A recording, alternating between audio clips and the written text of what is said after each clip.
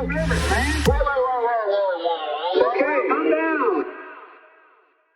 McIntyre is a candidate for Parliament under George Galloway's Workers' Party of Britain. He's the sole independent candidate running in the Birmingham Yardley constituency located in the city of Birmingham, England, against the Labour Party's Jess Phillips, who is a member of Labour Party Friends of Israel and is likely to become a minister in the new government if she wins re-election. Jody has cerebral palsy and is a lifelong activist focused on Palestine, disability rights, and education. He converted to Islam as a young adult and has lived in Palestine multiple times. In 2010, he was the subject of national news coverage when he was dragged out of his wheelchair by police multiple times while participating in mass protests against budget cuts and tuition hikes. So welcome, Jody. Thank you again for joining us, and we also appreciate how late it is where you are. Tell us who Jess Phillips is and why it's important to defeat her. And also why other independent candidates in your race decided to drop out to support you.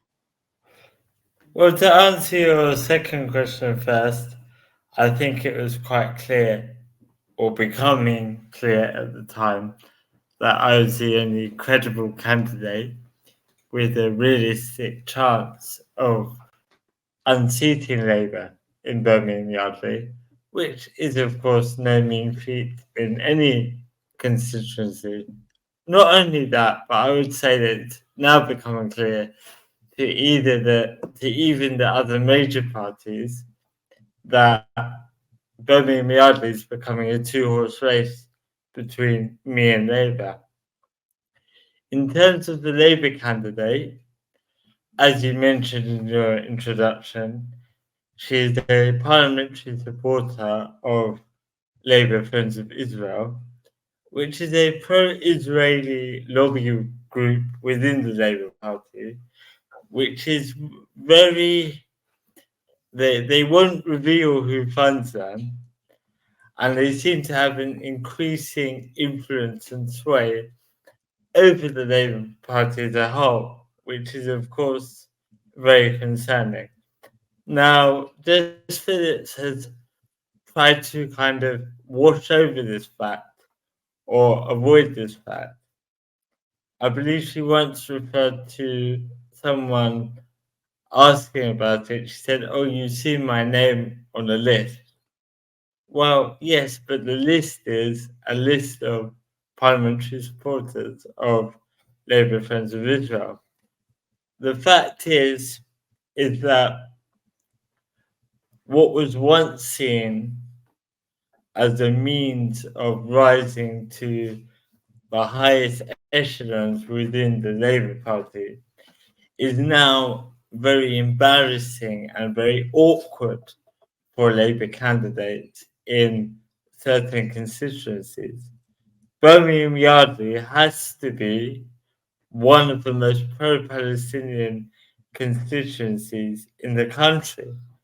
And when I chose to stand for MP, this is a big motivation for me. An MP is there to represent the views and concerns of their constituents. So the question we're asking in Birmingham Yardley is, how can a friend of Israel represent an area so opposed to the Israeli occupation of Palestine and so opposed to the war crimes being carried out by the Israeli state in Gaza?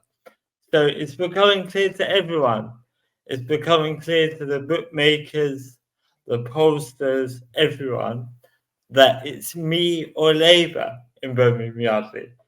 We're going to elect either a friend of Israel or a friend of Palestine, a friend of injustice or a friend of freedom. That's a choice people have in Yardley. So I lived in Palestine 15 years ago in 2009. I spent most of a year there. I lived in Jerusalem, the West Bank, and in Gaza as well. And I was very young at the time. I was 18, 19 years old. So it was a very formative experience for me personally.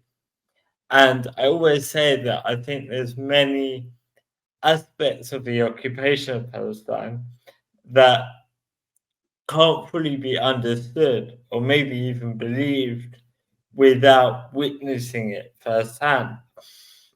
When I first lived in Palestine, I was living with a family in Jerusalem, in East Jerusalem, the Hanun family, and they were being threatened with eviction from their home, even though they'd lived in that home for many generations.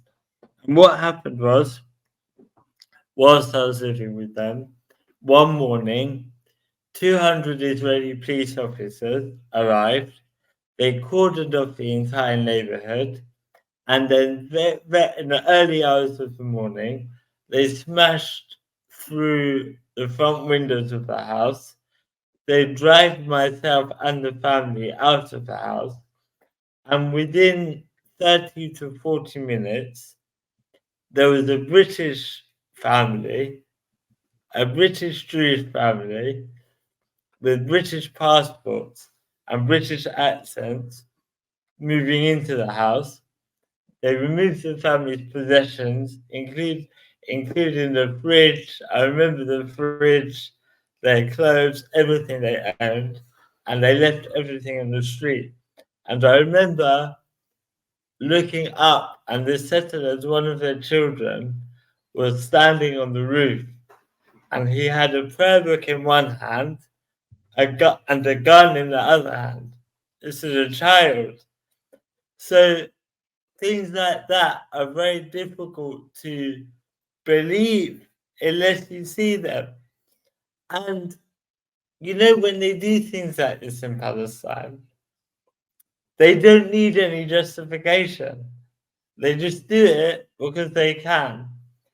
And that Palestinian family who had lived in that home, in fact, there were 3 or 4 families evicted that same morning, who had lived in those homes for several generations, were just expected to up and leave. And that one story, you can almost see as a reflection for what has taken place in Palestine over the last 76 years. So, to bring this back to the general election we have here, the Labour candidate in Birmingham Yardley, I would say because of our campaign, has now taken to sending leaflets to every Muslim household in the constituency that are all about Gaza and her contributions to the Palestinian cause. The problem is, it's very easy to boast of your achievements and everything you've done when there's an election campaign taking place. So my proposal to voters would be look at our historical record. Look at what I've been doing, speaking up for the Palestinian cause, traveling to universities across America, across the UK, writing articles, conducting interviews, and highlighting the Palestinian struggle wherever I can for the last 15 years. Don't listen to it's all well and good to say, well, I've done this over the last 6 months, but let's look at our historical record. A few years ago, Jess Phillips was being interviewed on Channel 4, and she implied in the interview that the phrase Palestine lives was an anti-Semitic phrase. And to be honest, this is, I don't know about in America, but in the UK, this is why people are so sick of politics, especially the two establishment mainstream parties, Labour and the Conservatives, which you nowadays can literally not distinguish between, because political candidates say one thing today, have one position today, have one stance today, and then tomorrow you wouldn't even believe it was the same person. Can you tell us about how your disability shaped your politics and also about the prognosis that your parents got when you were born? Sure. So when I was born, as you mentioned, very shortly after I was born, my parents saw that my body was turning blue. So I'd stopped breathing essentially, and the nurses resuscitated me, brought me back to life, you could say. I think my parents struggled to get a prognosis for quite a while because that sometimes with the medical system here, there's a fear of saying the wrong thing or being sued or that kind of thing. But once they did get the kind of official prognosis, it almost had to be dragged out of the medical system. They were quite negative in terms of what I would and wouldn't be able to achieve with my life, saying things like, he probably won't be able to ever walk and things like this, which I did manage to overcome.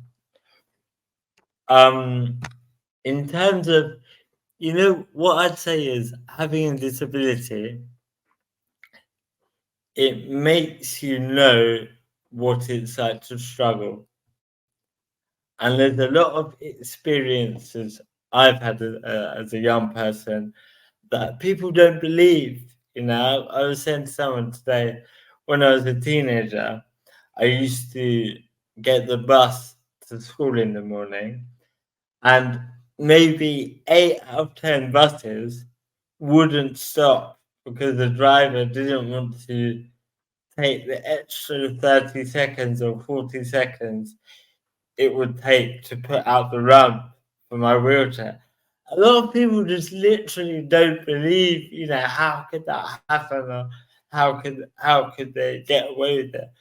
And it almost reminds me of racism in a lot of aspects, whereby you don't believe it until it affects you. And this is one thing I often think about the type of abuse that I receive online, which I sometimes find almost like interesting, like how, because what I don't understand about it, I always think about these people. Imagine you could have a child tomorrow with a disability. I imagine you had a child, they were born with cerebral palsy, which is not genetic, could happen to anyone, and then you remembered all the times you were abusing someone else's son because they were born with cerebral palsy. What a strange thing to abuse someone about. So, something they have no control over. They're just born with it. Maybe if you disagree with someone's views or you don't like what they stand for, you can it's not good to abuse anyone, but maybe you can attack them. But for something they're just born with, it's so strange. And it's a sad indictment of our society. They say you should look. They say how a society treats the most vulnerable Yeah. is a reflection of the society. But all I can say is to these people is that it makes me more determined to win, more determined to prove them all wrong, and we'll see what happens because I think a lot of people are going to get a big shock on July 4th. Labour know they're losing votes. They know they're losing thousands of votes. What they don't know is they're losing tens of thousands of votes.